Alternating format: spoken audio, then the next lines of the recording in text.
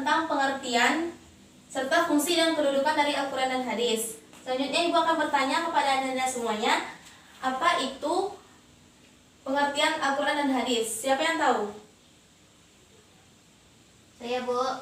Silakan Elsie. Al-Quran itu kalam Allah yang diturunkan kepada Nabi Muhammad secara berangsur-angsur melalui malaikat Jibril, Bu. Nah, bagus. Pengertian hadis, udah tahu? Saya, Bu. Nah, silakan Elsie.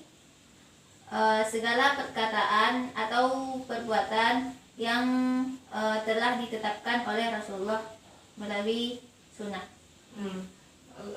Berarti Al-Quran itu adalah suatu kalam Allah yang diturunkan kepada Nabi Muhammad melalui perantara malaikat Jibril, dan membacanya itu merupakan ibadah. Sedangkan hadis yaitu suatu perkataan, perbuatan maupun takrir atau ketetapan dari Nabi Muhammad. Ada yang tahu contoh dari Al-Quran dan hadis? Sudah tahu kan bentuk Al-Quran dan hadis itu seperti apa? Sudah, Bu. Sudah, Bu. Oke. Kita lanjut tentang fungsi dan kedudukan Al-Quran dan hadis. Tadi Ibu sudah menjelaskan beberapa fungsi dan kedudukan Al-Quran dan hadis. Sekarang siapa yang bisa menjelaskan kembali apa itu fungsi dan kedudukan hadis? Saya, Bu. Oke, Elsie sudah tadi ya. Silakan Bunga.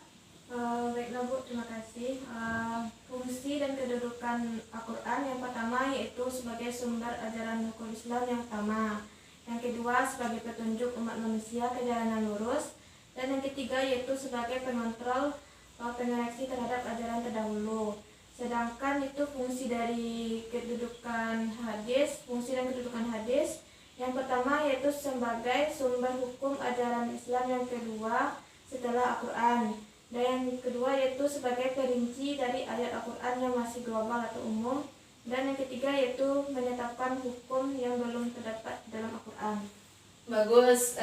Jawaban anak-anak Ibu sudah bagus semua ya. Berarti anak-anak Ibu itu menyimak materi apa yang Ibu sampaikan tadi. Baik anak-anak semuanya, kita masuk materi yang terakhir, yaitu contoh perilaku orang yang mencintai Al-Quran dan hadis. Ada yang tahu apa saja contoh perilaku orang yang mencintai Al-Quran dan hadis?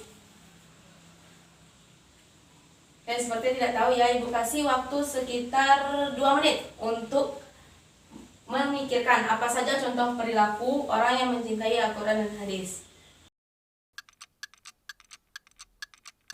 Oke, sudah selesai? Sudah, Bu. Bagus.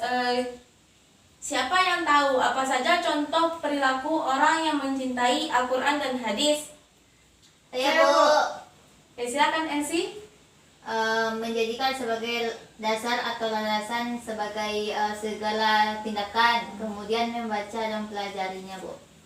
Al-Quran. Membaca. Oke. Yang lain? Ada yang lain? Saya, Bu. Oke, silakan Bunga.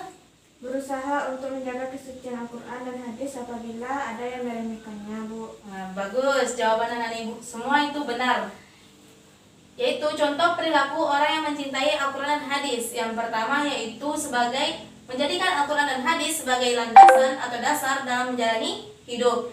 Yang kedua yaitu berusaha menjaga kesucian Al-Quran dan hadis jika ada orang yang meremehkannya. Yang ketiga yaitu selalu membaca dan memaknai Al-Quran dan hadis. Sampai di sini tentang materi kita hari ini. Apakah Anda semua sudah paham? Paham, Bu.